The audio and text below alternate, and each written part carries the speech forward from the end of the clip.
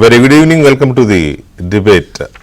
తెలంగాణలో నీటిపారుదల శాఖలో అవినీతి పారుదల ఏ రేంజ్లో సాగింది అనేది చూస్తుంటే బయటకు వస్తున్న ఆధారాలు ఒకసారి గుర్తు చేసుకుంటే అయ్యా ఇంత జరిగిందా అవినీతి ఇక్కడ అని ఆశ్చర్యపోతున్న పరిస్థితి ఉంది. గడిచిన 10 ఏళ్లలో కొంతమంది అధికారులు నీటిపారుదల శాఖలో ఇష్టారాజ్యంగా దోపిడీ, ఎంత దోపిడీ అంటే ఊహలకు అందని స్థాయిలో జరిగింది ఆ దోపిడీ. ఇప్పటికీ 3 ఇరిగేషన్లో ఇంజనీరింగ్ అధికారులని ఏసీబీ వాళ్ళు ట్రాప్ చేసి పట్టుకుంటే వాళ్ళ ఆస్తులు ముగ్గురివి కలిపి 1000 కోట్ల రూపాయల ఆస్తులు ఉన్నాయి. అవి క్యాష్ కావచ్చు, లేకపోతే గోల్డ్ కావచ్చు, లేకపోతే ఇంకా ఇళ్ళు కావచ్చు, ఇళ్ళ స్థలాలు కావచ్చు, భూములు, వ్యవసాయ భూములు కావచ్చు, ఏమైనా స్థిర చర ఆస్తులు అన్నీ కలిపి 1000 కోట్ల రూపాయల ఆస్తులు. ఇది అంత ఈజీగా అధికారులు ఎలా చేయగలరు? ఖచ్చితంగా బ్యూరోక్రసీలో ₹1 అవినీతి జరిగిందంటే పొలిటికల్గా 10 రూపాయలు 20 రూపాయలు జరిగితేనే అక్కడ ₹1 లీక్ అవుతుంది అధికారులకి. ఈ స్థాయిలో అధికారులు 1000 కోట్ల రూపాయలు అవినీతి చేశారు ఇరిగేషన్లో అంటే ఇంకా ఆ పైన వాళ్ళు ఏ రేంజ్లో వీళ్ళతో అది చేయించారు, వాళ్ళెంత నొక్కేశారు అనేది కొంచెం సీరియస్ వ్యవహారమే. ఎంత అప్పటి ప్రభుత్వ పెద్దలు కానీ అప్పుడు అధికారంలో ఉన్న పార్టీ కానీ ఎంతగా దాన్ని కొట్టిపారేద్దామని చూసినా, లేకపోతే అది తమ దాకా రాకుండా రాజకీయంగా ఎదురుదాడి చేద్దామని చూసినా, ఒక ప్రభుత్వంలో కొంతమంది అధికారులు అంత పెద్ద ఎత్తున అవినీతికి పాల్పడ్డారు అంటే అప్పుడున్న ప్రభుత్వమే వాళ్ళని పట్టుకుని ఉండాలి. ఆ ప్రభుత్వానికి ఏ మకిలీ లేకపోతే పట్టుకోలేదు, వాళ్ళ బతుకులెంత ఇప్పుడు బయటపడుతున్నాయంటే ఖచ్చితంగా ఆ మకిలీ అప్పుడున్న ప్రభుత్వ పెద్దలకి డెఫినెట్గా అంటుతుంది. ఇప్పుడు అదే జరుగుతుంది. నీటిపారుదల శాఖలో ఈ అవినీతిని వెలికితీస్తున్న ప్రస్తుత ప్రభుత్వం ఏసీబీ ద్వారా ఇంత పెద్ద ఎత్తున జరిగిన అవినీతిని ఎస్టాబ్లిష్ చేసింది. ఇది ఈడీకి కూడా ఈ కేసు వెళ్తోంది. భారీ ఎత్తున జరిగింది కాబట్టి ఆల్రెడీ ఈడీకి సమాచారం కూడా వెళ్ళింది, వాళ్ళు ఎంటర్ అవుతున్నారు. ఈ కేసుని ఇంకా డీప్గా ఇన్వెస్టిగేట్ చేస్తే ఎక్కడ దాకా వెళ్ళే అవకాశం ఉంది, ఎవరెవరి పాత్ర వీటిల్లో బయటపడే అవకాశం ఉంది. ఇది చిన్న విషయం కాదు. ఎందుకంటే ఒకవైపు ఇప్పటికే ప్రాజెక్టులకు సంబంధించి, ప్రత్యేకించి కాళేశ్వరం ప్రాజెక్టుకు సంబంధించి తెలంగాణలో ప్రకంపనలు వస్తున్నాయి ఎప్పటికప్పుడు. ఈ ప్రకంపనల నేపథ్యంలో వీళ్ళు చేసిన అవినీతి, కాళేశ్వరంలో జరిగిన నిర్మాణపరమైన లోపాలకు అవినీతే కారణమనే చర్చ జరిగే అవకాశం కూడా లేకపోలేదు. రాజకీయంగా ప్రత్యర్థులుగా ఉన్న పార్టీలు ఇప్పుడు దీన్ని పట్టుకొని అవతల వాళ్ళని గట్టిగానే అటాక్ చేస్తాయి. ప్రత్యేకించి బీఆర్ఎస్కి ఇది కొంతవరకు ఎదురు దెబ్బనే అనుకోవాలి. 1000 కోట్ల రూపాయలు పైగా మురళీధర్ రావు అనే ఇంజనీరింగ్ చీఫ్ కింద మురళీధర్ రావు అనే ఇంజనీరింగ్ చీఫే పెద్ద ఎత్తున ఆస్తులు బయటపడ్డాయి.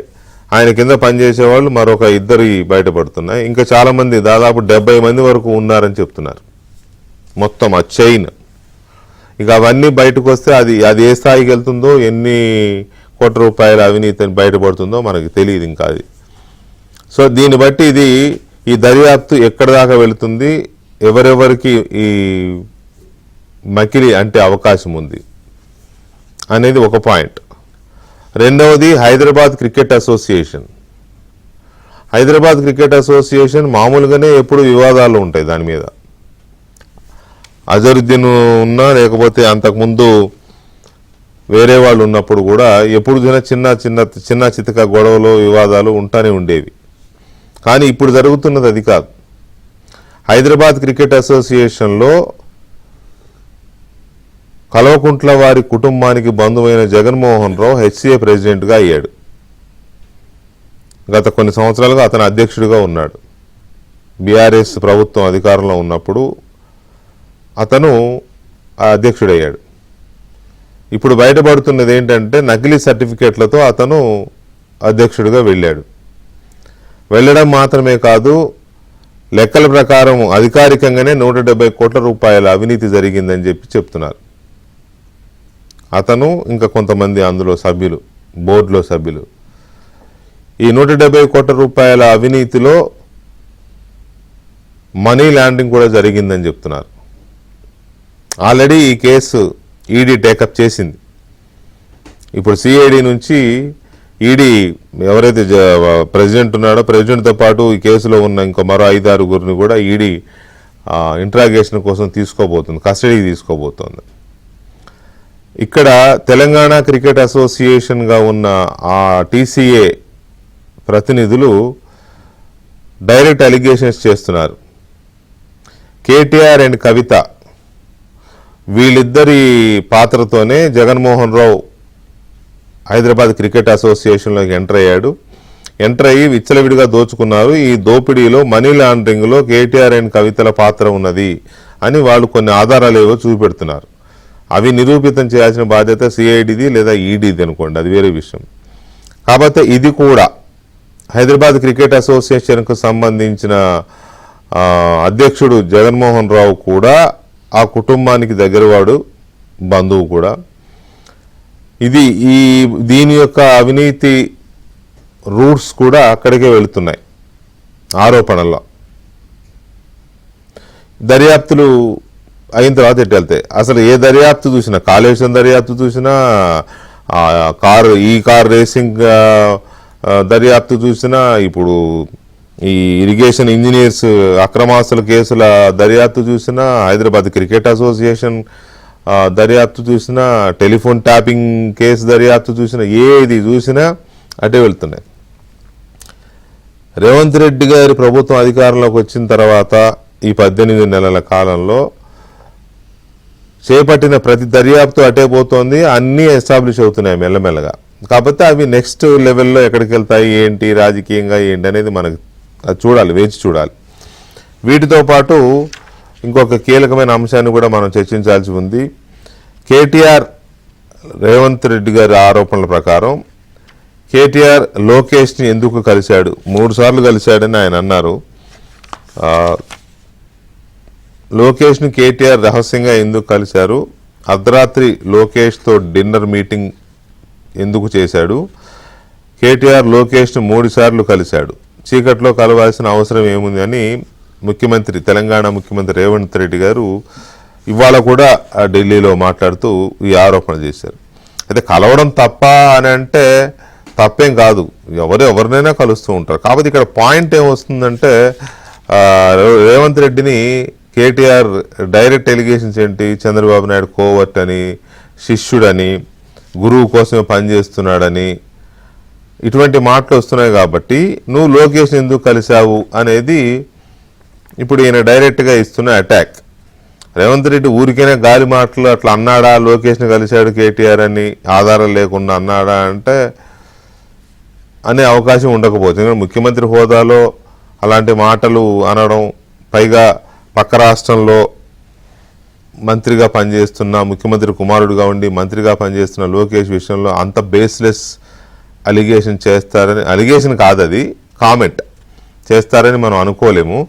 మరి ఇది కూడా ఇప్పుడు ఆసక్తికరమైన చర్చ జరుగుతోంది తెలంగాణలో. కేటీఆర్ లోకేష్ల మీటింగ్లు ఎందుకు జరిగాయి, వాళ్ళ కాన్సెప్ట్ ఏంటి అనేది కూడా చర్చించాల్సిన పరిస్థితి వచ్చింది. తెలంగాణలో జరిగిన అవినీతి పారుదల అనే అంశం మీద మనం చర్చను చూస్తున్నాం. చర్చలో మనతో కాంగ్రెస్ పార్టీ నాయకులు, మహబూబ్ నగర్ శాసనసభ్యులు ఎన్ఎం శ్రీనివాసరెడ్డి గారు ఉన్నారు. అలాగే బీఆర్ఎస్ పార్టీ సీనియర్ నాయకులు, మాజీ శాసనసభ్యులు బొల్లం మల్లయ్య యాదవ్ గారు ఉన్నారు.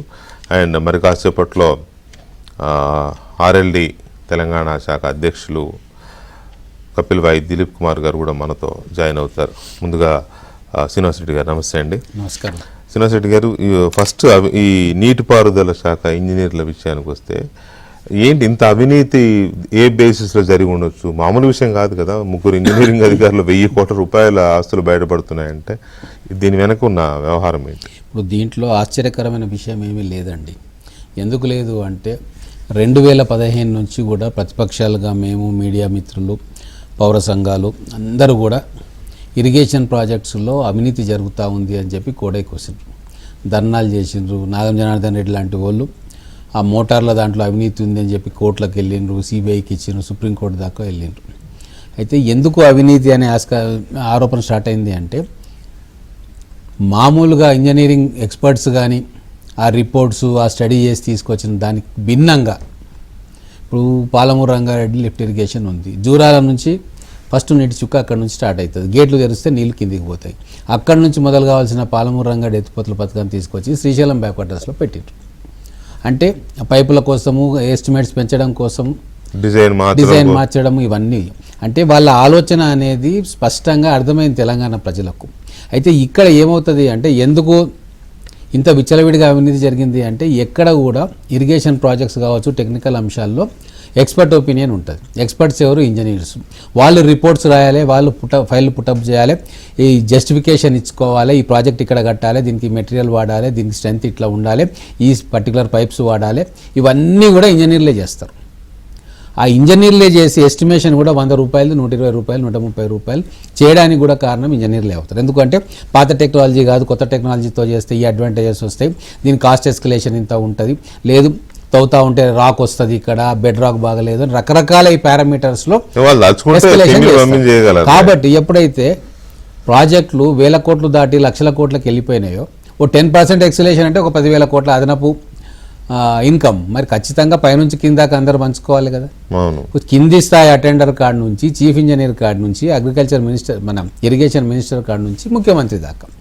సో ఎప్పుడైతే మేము కాళేశ్వరంలో వేల కోట్ల రూపాయల కుంభకోణం జరిగింది అని ఆరోపించినామో, అవి నిజాలుగా తేలుతా ఉన్నాయో మెల్లమెల్లగా, దాని పర్యవసానం అనేది కింది నుంచి పైదాకా ఆ ముడుపులు ముట్టినాయి అందరికీ, దాంట్లోకి వెళ్ళి అవినీతి సొమ్ములో అందరికీ వాటాలు ఉన్నాయనేది నిజం.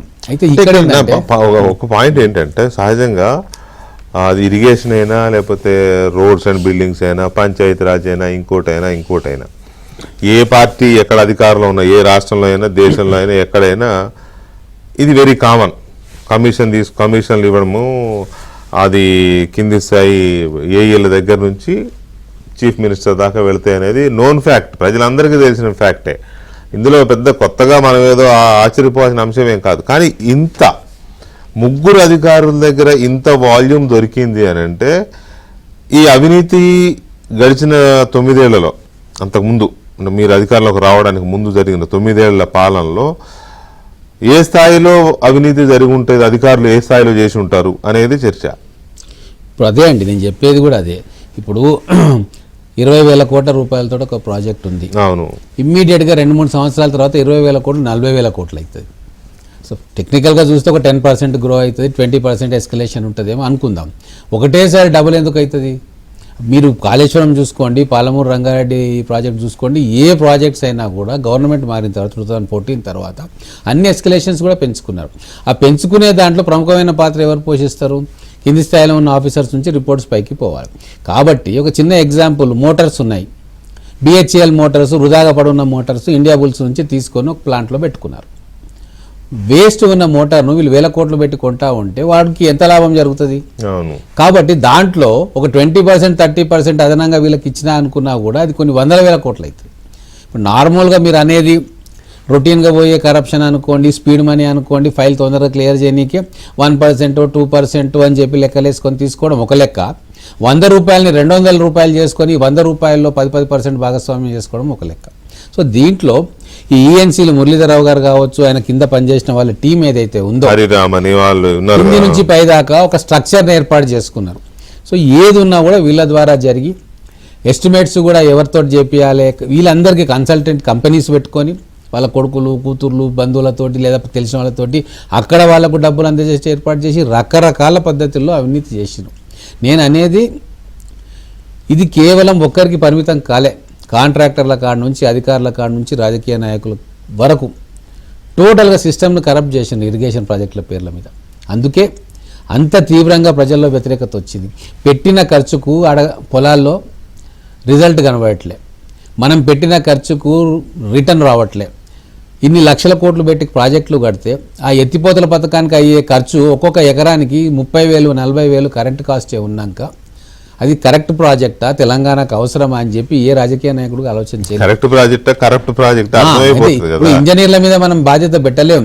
ఇంజనీర్కి ఏముంది, పొలిటికల్ లీడర్ చెప్పి ఈ ప్రాజెక్ట్ నాకు కావాలి అంటే వాళ్ళు ఖచ్చితంగా చేస్తారు. ఎందుకంటే మ్యాండేటు అధికారము పొలిటికల్ లీడర్షిప్కి ఇచ్చింది భారత రాజ్యాంగం. ఒక డెసిషన్ ఇంజనీర్ పని చేయకుంటే తీసి ట్రాన్స్ఫర్ చేసి ఇంకొని తెచ్చుకుంటాడు. ఆ అధికారం కేవలం పొలిటికల్ లీడర్షిప్ అంటే చీఫ్ మినిస్టర్కి ఇచ్చింది. దాన్ని అడ్డు పెట్టుకొని గతంలో ఉన్న ఐఏఎస్ ఆఫీసర్లు కావచ్చు, ఇంజనీర్లు కావచ్చు, నికాల్స్ అయిన వాళ్ళు నిటారుగా నిలబడ్డ వాళ్ళు. ఇప్పుడు మేము కూడా ఇంజనీరింగ్ కుటుంబమే, మా ఫాదర్ది జూనియర్ ఇంజనీర్గా 1957లో అపాయింట్మెంట్ అయ్యిండు. డిగ్రీ కాగానే ఇరిగేషన్ డిపార్ట్మెంట్, అప్పుడు ఐసిఏడి అనేది irrigation and command area development అని ఉంటుండే. అయితే వాళ్ళు ఎంత నిజాయితీ నిబద్ధతో పనిచేసిందంటే ఇట్లా పోస్టింగ్ ఆర్డర్ వచ్చేస్తే 2 ట్రంక్ పెట్టలు తీసుకొని పోయి ఆ క్యాంపులలో ఉండవల్లి అలంపూర్ దగ్గర క్యాంపు, శ్రీరామ్ సాగర్ దగ్గర క్యాంపు, మొత్తం సర్వే టీంను తీసుకొని పోతే కొలుచుకుంటూ వారం 10 రోజులు గుట్టలలో ఎక్కుతూ దిగుతుండేవాళ్ళు. అంటే అనేది అంత సిన్సియారిటీగా పనిచేసిన ఇంజనీర్లు ఉన్న కాలము. ఇప్పుడు చూస్తే ఇంజనీర్లు ఎక్కంగానే టొయోటో కార్లు కావాలి, ఇది కావాలి అంటే మొత్తం వ్యవస్థను కంప్లీట్గా అతలాకుతలం చేసి ప్రధాన బాధ్యత పొలిటికల్ లీడర్షిప్ దే. రైట్.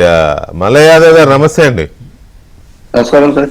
మల్లయ్య యాదవ్ గారు, ఇక్కడ మళ్ళీ చెప్తున్నా, ఎవరు అధికారంలో ఉన్నా, ఏ పార్టీ అధికారంలో ఉన్నా, ఈ కన్స్ట్రక్షన్ పనుల్లో కానీ, ఇటువంటి ఇరిగేషన్, పంచాయతీరాజ్ వీటిల్లో కానీ ఈ పర్సంటేజీలు అనేవి వెరీ కామన్ అయిపోయింది కదా.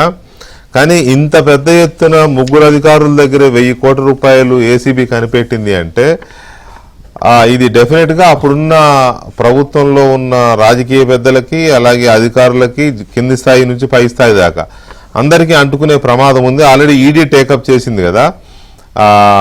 అప్పుడున్న అధికారంలో మీరు కూడా ఎమ్మెల్యే ఉన్నారు అప్పుడు.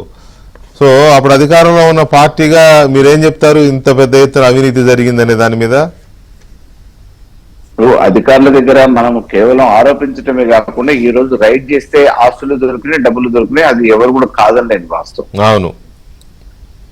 కేవలం ఏదో అనుమానంగానో ఇంకేదో జరిగింది అనటమే కాకుండా ఈ రోజు రైడ్స్ చేసినప్పుడు బహిరంగంగా వాళ్ళ దగ్గర ఆస్తులు దొరికినాయి, అన్అకౌంటెడ్ మనీ దొరికింది.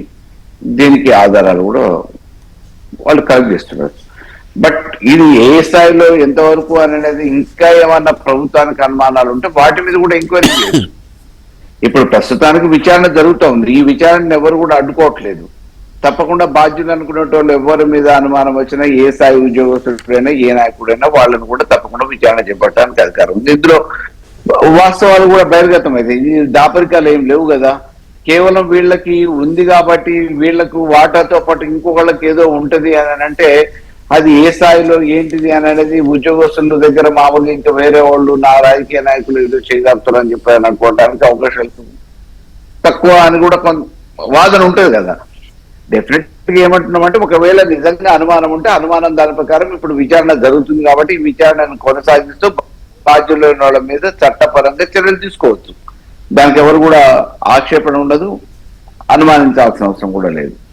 ఒక ప్రాజెక్టు భారీది జరిగినప్పుడు ఏదో చిన్నవి మొన్నవి మామూలుగా అది అని చెప్పేసి అని అంటే అందులోనే జరుగుతున్నప్పుడు ఒక భారీ ప్రాజెక్టు జరిగినప్పుడు సహజంగా అందులో జరగడానికి అవకాశాలు ఉంటాయి. అవకాశాలు అందరూ ఒక స్థాయి ఉద్యోగస్తులు అందరూ సత్యారిచ్యుతులు ఉండరు కదా. ఇంతకుముందు మామూలుగా ఎమ్మెల్యే గారు చెప్పినట్టు ఆ కాలంలో ఉన్న నీతి నిజాయితీ ఈ కాలంలో ఉంది అనడానికి ఆస్కారం లేదు. ఎందుకంటే తరాలు మారిన తర్వాత ఈ నియమాలు మారిపోయినాయి, నీతి నియమం అనే దానికి ఆ ఉదాహరణలు కూడా లేకుండా అయిపోయినాయి. కాబట్టి ఆ తరంలో 1950s, 60s, 70s, 80s వరకు ఆ జనరేషన్ అంతా కూడా ఒక పద్ధతి, వ్యవహారం, క్రమశిక్షణ, అదే రకంగా అవినీతి ఆస్కారం లేకుండా ఉద్యోగాన్ని ఒక బాధ్యతగా చేసిన సందర్భాన్ని మనం చూసినాం. కానీ ఈ రోజు మామూలుగా ఎక్కడికక్కడ వీలైనంత కాడికి అందుకుందామనే ఆలోచనతోని అనేక శాఖలలో ఒక ఇరిగేషన్ కాదు ఈ రోజు శాఖలలో కానీ జరుగుతూ ఉన్నాయి. మనం చూస్తున్నాం ఎవరి స్థాయిలో వాళ్ళకి జరుగుతూ ఉన్నాయి. కాబట్టి ఈ విచారణ జరుగుతుంది కాబట్టి ఈ విచారణలో ఇంకెవరి మీద అనుమానాలు ఉన్నా, మీరు అనుకునే గతంలో ప్రభుత్వానికి సంబంధించిన మంత్రులు కానీ రాజకీయ నాయకులు కానీ ఎవరి మీద అనుమానాలు ఉన్నా వాళ్ళ మీద విచారణ చేపట్టే అధికారం ఇప్పుడున్న ప్రభుత్వానికి ఇక్కడ అధికారంలో ఉన్న కాంగ్రెస్ కి, అక్కడ కేంద్రంలో అధికారంలో ఉన్న బీజేపీకి ఇద్దరికి కూడా స్వతంత్ర అధికారం ఉంది కాబట్టి దీన్ని ఉపయోగించి ఒకవేళ అనుమానం ఉంటే దాన్ని నివృత్తి చేసుకోవచ్చు. దీనికి ఎవరు కూడా అడ్డు రాలేరు, అడ్డు చెప్పలేరు. చట్టపరమైన చర్యలు కూడా తీసుకోవచ్చు. కాబట్టి ఈ రోజు ఇంకెవరి మీద అనుమానాలు ఉన్నప్పుడు ఆధారాలు లేకుండా మాట్లాడటం అనేది అది మంచిది కాదు. డెఫినెట్ గా ఎవరెవరైతే అనుమానం ఉండి ఈ రోజు రైట్స్ జరుగుతున్నాయో రైట్స్లలో బాధ్యత పట్టుబడుతున్నాయి, ఎవరు కాదని లేని వాస్తవం. ఇంతగానం జరిగింది అని అనేది ఎవరైనా అంటూనే ఉంటారు. కాబట్టి అవి ఏ రకంగా వాళ్ళకు వచ్చినాయి ఏంది అని అనేది ఈ రోజు ఒక రోజు తప్పు చేస్తే తప్పకుండా చట్టం నుంచి అది ఎట్లాగో దర్యాప్తుల్లో బయటపడుతూ ఉంటాయి. తర్వాత కొన్ని సందర్భాల్లో పొలిటికల్ నెక్సెస్లు ఉంటాయి, రాజకీయపరమైన సర్దుబాట్లు, రాజీ పడడాలు, బ్లాక్ మెయిల్స్ ఇవన్నీ ఉంటాయి. మళ్ళీ చివరికి అసలు విషయానికి వచ్చేసరికి ఎవరి వాళ్ళే గప్చుప్ అన్నట్టుగా అయిపోతూ ఉంటాయి కూడా చాలా కేసుల్లో. అన్ని పార్టీలు ఒకటైపోతా ఉంటాయి. అవి ఇటువంటి మనం చాలా చూసాం కదా. దేశంలో మామూలుగా ఒక్క తెలంగాణలో కట్టిన ప్రాజెక్టే కాదు కదా, వేరే వేరే రాష్ట్రాల్లో అటువంటి ప్రాజెక్టులు జరిగినాయి. అక్కడ కూడా మామూలుగా ఉద్యోగస్తులు ఉంటారు. అటువంటి దగ్గర కూడా స్కోప్ ఉంటుంది. కేవలం తెలంగాణలో జరిగింది అనడానికి అవకాశం లేదు. కాబట్టి ఈ అనుమానాన్ని మామూలుగా నివృత్తి చేసుకోవాలనుకుంటే విచారణ ఇంకా త్వరితగతిన అయ్యేటట్టు, ఎందుకంటే కాలయాపన చేయకుండా త్వరితగతిన అయ్యేటట్టు మంచి ఉన్నత అధికారులను పెట్టుకొని, న్యాయ నిపుణులను పెట్టుకొని దీన్ని పరిష్కరిస్తే అందరికి కూడా మామూలుగా అనుమానాలను కూడా నివృత్తి చేసిన వాళ్ళు అవుతారు. కాబట్టి మేము స్వాగతిస్తాం. డెఫినెట్ గా ప్రభుత్వానికి అనుమానాలు ఉంటే విచారణ ఇంకా త్వరితగతం చేయమని కోరుతున్నాం. రైట్. దిలీప్ గారు నమస్తే అండి. నమస్తే. లైట్ ప్రాబ్లం ఉంది. అదే దిలీప్ గారు, ఇక్కడ ఇప్పుడు ఈ ముగ్గురిది వ్యవహారమే 1000 కోట్ల రూపాయలు ఉన్నట్టుగా ఏసీబీ తేల్చింది కదా. ఈడీ కూడా ఎంటర్ అయింది. ఏది ఇరిగేషన్ అవినీతి ఆరోపణలకు సంబంధించి ఏ అండాదండ లేకుండా, పొలిటికల్ అండాదండలు, ప్రభుత్వ పెద్దల అండదండ లేకుండా, వాళ్ళకి వెళ్లకుండా వీళ్ళు మాత్రమే ఇంత చేశారు అని అనుకోగలమా? మీ అంచనా ఏంటి దీంట్లో? ఇప్పుడు బానే ఉందండి, ఇప్పుడు బానే ఉంది. అయితే అందరికి నమస్కారం. నమస్తే అండి. ఒకటి ఏంటంటే, నేను సుదీర్ఘకాలం స్టేట్ గవర్నమెంట్ లో పనిచేసా, అటు సెంట్రల్ గవర్నమెంట్ కూడా పనిచేసా. అన్ఫార్చునేట్లీ కరప్షన్ డీప్ రూటెడ్, అది ఇక్కడ కానీ అక్కడ కానీ. గవర్నెన్స్ ని బట్టి కరప్షన్ యొక్క లెవెల్ ఉంటుంది, ఇంటెన్సిటీ ఉంటుంది గవర్నెన్స్ ని బట్టి. అసలు గవర్నెన్స్ చేస్తున్నటువంటి మంత్రి అవినీతి పడు అనుకోండి, యథేచ్ఛగా కింది దాకా అది పాగిపోద్ది. మంత్రి హానెస్ట్ అనుకోండి, దానికి కొన్ని లిమిట్స్ లో ఉంటుంది, ఆల్టుగెదర్ జీరో ఉంటుందని కాదు. మీకు చిన్న ఎగ్జాంపుల్ ఏంటంటే, కంపారిజన్ గురించి చెప్తున్నా. మీ జ్ఞాపకం ఉంటారు, మీరు కూడా ఉన్నారు, ఇక్కడ మీడియాలో ఉన్నారు. అనంతపూర్ లో ఒక డ్రింకింగ్ వాటర్ స్కీమ్ కోసం ఎస్టిమేట్ వేశారు. అయితే ఆ రోజుల్లో 20 ఏళ్ళ చెప్తున్నా, పుట్టపర్తి సాయిబాబా ఉన్న రోజుల్లో అది 800లకు వచ్చింది ఆ estimate. Drinking water entire district supply చేయాలంటే 800 crores కి డిలే అయింది, బడ్జెట్ రాలేదు, లేట్ అయితే ఆయన సాయిబాబా గారు నేనే పెట్టుకుంటా అన్నాడు. ఆ ప్రాజెక్ట్ 300 crores లో కంప్లీట్ అయింది. 800 crores ప్రాజెక్ట్ 300 crores అంటే గవర్నమెంట్ సొమ్ము ప్రజల సొమ్ము అనేసరికి 500 కోట్లు వేసేద్దాం అనుకున్నారు మొత్తం మీద. ఏదోండి మరి, అందులోనే ఆయన 500 కోట్లు తినేసి పెట్టారు. సరే, కొంతమంది సాయిబాబా కాబట్టి బెనిఫిట్ లేకుండా పైపులు ఇచ్చి ఉండొచ్చు, చందాలు ఇచ్చి ఉండొచ్చు, వేరే విషయం. కానీ ఏదైనా కాస్ట్, చందాలు ఇచ్చినా కాస్ట్ అయితే 300 అయింది. అదే పద్ధతిలో ప్రతి దగ్గర కూడా ప్రతి డిపార్ట్మెంట్ కి షెడ్యూల్ ఆఫ్ రేట్స్ అని వాళ్ళే తయారు చేస్తారు. పైప్ 100కు దొరుకుతుందా, 50కి దొరుకుతుందా అని దాని క్వాలిటీ అన్ని డిఫైన్ చేసి అది ఒక బేసిక్ ప్రైస్ కింద దాని అప్సైడ్ ప్రైస్ అంటారు. దానికి మించి టెండర్స్ యాక్సెప్ట్ చేస్తారు, లేదా మళ్ళీసారి టెండర్. అంటే ఇక్కడ నా పాయింట్ ఏంటంటే, దిలీప్ గారు, నా పాయింట్ ఏంటంటే, ఇంత పెద్ద ఎత్తున అవినీతి జరుగుతుందండి. ఏ పార్టీ, ఎవరు, ఎక్కడ, ఏ రాష్ట్రం, ఇమ్మెటీరియల్ అన్ని చోట్ల జరుగుతుంది. కానీ ఇప్పుడు మన ముందున్న ఈ ఇష్యూలో ఏసీబీ అక్రమాస్తులు ఉన్నాయని అనుమానంతో రైడ్ చేసి కేసు పెట్టి దర్యాప్తు చేస్తే ముగ్గురు దగ్గర 1000 కోట్లు బయటపడ్డాయి. ఇంకా చాలా మంది ఉన్నారు క్యూలో, అది డిపార్ట్మెంట్లోనే. ఇది పొలిటికల్ ఇంటర్ఫియరెన్స్ లేదా ప్రభుత్వ పెద్దల ప్రోత్సాహము లేదా అండదండలు లేకుండా ఇది సాధ్యమా? దర్యాప్తు సరిగ్గా జరిగితే ఇది ఎక్కడ దాకా వెళ్ళే అవకాశం ఉంది? ఇది ఇంపాసిబుల్. అది పొలిటికల్ ఇంటర్ఫియరెన్స్, పొలిటికల్ గైడెన్స్ లేకుండా, పాలిటిషియన్స్ షేర్ లేకుండా ఇది జరగదు. ఖచ్చితంగా జరుగుతుంది. మీకు ఇంకో ఎగ్జాంపుల్ అండి, మీకు తెలుసు కదా, గతంలో మీకు జ్ఞాపకం ఉంటే ఆ రోజుల్లో 10-20 ఏళ్ల కింద మాధవరెడ్డి గారు హోంమంత్రిగా ఉన్నప్పుడు, పంచాయతీరాజ్ మినిస్టర్ గారు, రూరల్ డెవలప్మెంట్ మినిస్టర్ గా ఉన్నప్పుడు ఇట్లాంటి ఇరిగేషన్ ప్రాజెక్ట్స్ డెవలప్మెంట్లో ఉండేవి. అక్కడ మీకు అధికారులను పోస్టింగ్ ఇవ్వాలంటే మంత్రి కూర్చొని అధికారితో కూర్చొని ఆలోచించి వేసేవాడు. ఎవరైనా రికమెండేషన్ ఉంటే ఒకటో రెండో అధికారులు వేసేవాడు, ఎవరైనా ఇంపార్టెంట్ వాళ్ళు ఎమ్మెల్యేలు మంత్రులు చెప్తే. జనరల్గా ఏంటంటే they use to go by merits. ఈ రోజు ఎమ్మెల్యే చెప్పకుండా, ఎంపీ చెప్పకుండా, మంత్రి చెప్పకుండా ఒక్క అధికారికి పోస్టింగ్ అవుతాయి శాఖలోన.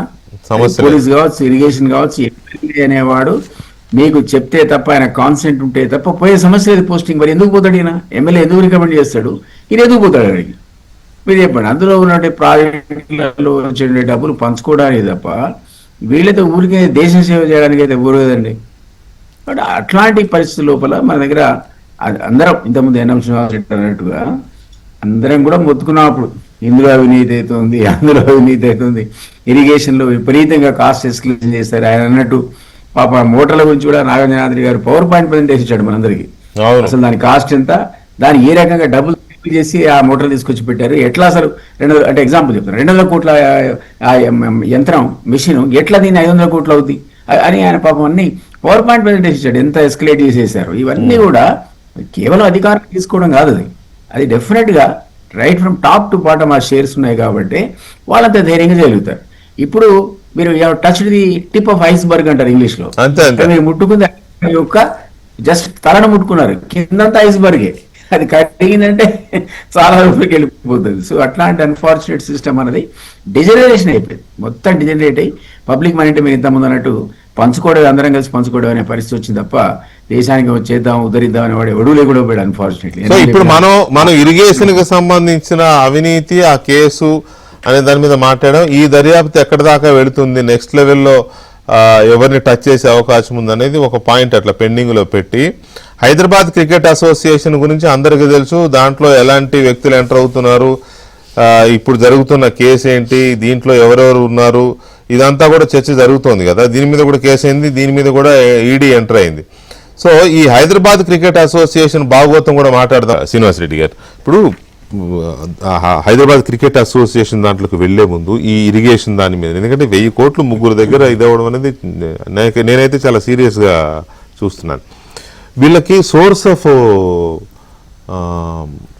ఇన్కమ్, ఈ అవినీతికి మూలం ఎక్కడ అంటే ప్రధానంగా కనపడేది కాంట్రాక్టర్లు, కన్స్ట్రక్షన్ కంపెనీలు, ఇన్ఫ్రా కంపెనీలు, వీళ్ళే కదా మెయిన్. వీళ్ళు ఇచ్చే పర్సంటేజ్లే వీళ్ళకి ఇస్తారు, పై పొలిటికల్ వాళ్ళకి ఇస్తారు. అది ఎమ్మెల్యేనా మినిస్టర్ పక్కన పెడదాం ఎవరికైనా.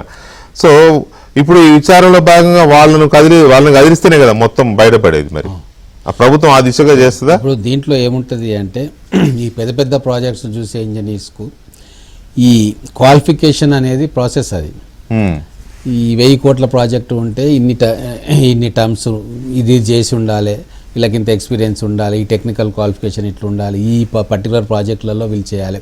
అక్కడ ఏమవుతుంది అంటే వీళ్ళు అనుకున్న కంపెనీకి ఇవ్వడానికి ఎలిమినేషన్ రూల్స్ మార్చేసి మనం ఎవరికి ఇవ్వాలనుకుంటున్నామో ఆయన దగ్గర క్వాలిఫికేషన్స్ ఏముందో దాన్నే బేసిక్ పారామీటర్గా క్వాలిఫికేషన్ పెట్టుకుంటారు.